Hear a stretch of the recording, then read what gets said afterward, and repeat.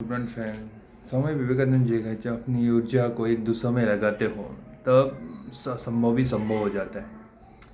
दोस्तों, आगे स्वामी जिनके 3 कानून देखेंगे, सभी सब जगह ध्यान हटा के कैसे एक काम में लगाए जाते हैं। पहली कहानी, स्वामी जी एक पार्ट में आराम कर रहे थे। एक लड़के को देखा जो एक खाली पेज पर कठिन श्लोक लिख रहा था, लेकिन गलतियों के कारण बार बार पेज फाड़ रहा था और हर बार नए पेज से शुरू कर रहा था। कुछ समय बाद लड़के का ध्यान स्वामी जी पर गया। लड़के तुरंत उनके पास गया और प्रणाम करके कहा, स्वामी जी, मैं पिछले 3 घंटे से इस श्लोक को सही से लिखने का कोशिश कर रहा हूँ, लेकिन हर बार कोई ना कोई गलती हो जाती है जिससे मुझे शुरू से शुरुआत करनी पड़ती है। मुझे समझ में नहीं आ रहा मैं क्यों नहीं लिख पा रहा। स्वामी जी मुस्कुराए और बोले, बेटा, केवल फोकस की कमी करने ऐसा हो रहा है, क्योंकि साधारण इंसान अपनी ज़्यादातर ऊर्जा बेकार की बातों और आदतों में लगा देता है, इसलिए लगातार मन भटकता है। ध्यान से काम करने का मतलब है अपने पूरी ऊर्जा एक जगह पे लगा देना, और जब बार बार तुम ऐसा करोगे तो मन इसके लिए तैयार हो जाएगा और गलती नहीं दोहराएगा। लड़के ने पूछा, स्वामी जी, अगर मन बार बार भटक रहा है तो मैं एक काम में ध्यान कैसे लगा लूँ? स्वामी जी ने पूछा, तुम लिखते समय जरूर किस वक्त या घटना के बारे में सोच रहे हो? लड़के ने कहा, हाँ गुरुजी, आज छुट्टी के दिन का सबको बाहर खेलने का समय मिलता है, लेकिन मुझे यह काम पूर्ण करना है। शायद इसके लिए मैं ठीक से फोकस नहीं कर पा रहा हूँ। स्वामी जी ने कहा, ठीक है, आंसर सरल तरीकों को समझो, फिर अपने काम को मन लगा के कर सकते हो। फिर लगातार गहरी सांस लो। स्वामी जी ने कहा, जब भी तुम्हारा मन भटके 5 गहरी सांसें लो और अपना ध्यान काम खेल हटा के अपने सांसों पर लेके आओ। जितनी आप सांसों को देखोगे उतनी आप तुम्हारा मन शांत होने लगेगा। काम को महसूस करो। जब तुम लिख रहे हो तब सबको तो बारीकी से महसूस करो।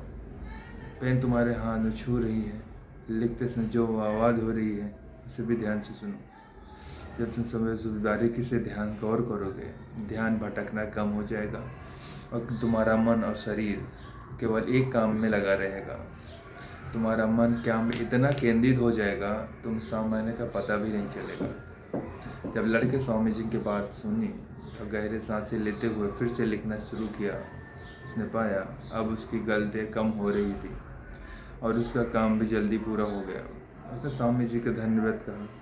तो स्वामी जी ने मुस्कुराते हुए कहा, याद रखो, जब मन और इंद्रियां एक काम में लग जाती हैं, ध्यान गहरा हो जाता है और यही सच्ची सफलता है। दूसरी कहानी, एक दिन एक युवक स्वामी विवेकानंद जी के पास पहुंचा। युवक के चेहरे पे परेशानी, हताशा साफ झलक रही थी। उसने स्वामी जी से कहा, स्वामी जी, मैं बहुत ही समय परीक्षा की तैयारी कर रहा हूँ। कई बार कोशिश की है, लेकिन हर बार असफल हो जाता हूँ। मुझे समझ में नहीं आता कि मुझसे क्या गलती हो रही है। स्वामी जी ने कहा, उसके बाद के ध्यान से सुनने कहा। फिर पूछा, क्या तुम सच में पास करना चाहते हो? युवक ने कहा, हाँ स्वामी जी, मैं बहुत मेहनत करने के लिए तैयार हूँ, बस मुझे ये बता दीजिए मुझे क्या करना होगा। स्वामी जी ने उसे अपने साथ एक खाली जगह पे लेके गए जहाँ एक पुरानी मोमबत्ती माचिस रखी थी। उन्होंने युवक को एक मोमबत्ती दी। इस मोमबत्ती को जला के यहाँ से थोड़ी देर खड़े उस पेड़ तक लेके जाओ, लेकिन ध्यान रहे, लेकिन मोमबत्ती बुझनी नहीं चाहिए। स्वामी ने यह कहकर वहाँ से चले गए। युवक ने माचिस में मोमबत्ती जलाई और धीरे धीरे मोमबत्ती को लेकर पेड़ की ओर बढ़ने लगा। रास्ते में हल्की सी हवा चली जिससे मोमबत्ती लौ हिलने लगी। युवक ने उसे बचाने, लेकिन मोमबत्ती बुझ गई। युवक वापस आया, मोमबत्ती फिर से जलाई और फिर से चल पड़ा। युवक ने यह प्रक्रिया कई बार दोहराई, लेकिन हर बार हवा का हल्का सा झोंका मोमबत्ती के लौ को बुझा देता। आखिर थका हुआ युवक हाथ में बुझी मोमबत्ती पकड़े हुए वापस चला आया और निराश होकर बोला, स्वामी जी, मैं इसमें भी असफल रहा। स्वामी जी उसका मुस्कुराते हुए कहा, क्यों? तुम्हें से मोमबत्ती जला कर थोड़ी दूर लेके चलना था। युवक ने धीरे से कहा, स्वामी जी, मैंने कोशिश बहुत की, लेकिन हवा की वजह से बार बार बुझ जाती है। स्वामी जी ने कहा, यही तो तुम्हें समझना है, तुम्हारा मन इस मोमबत्ती की तरह है, और चारों तरफ की हवा ध्यान भटकाती हन आदत है।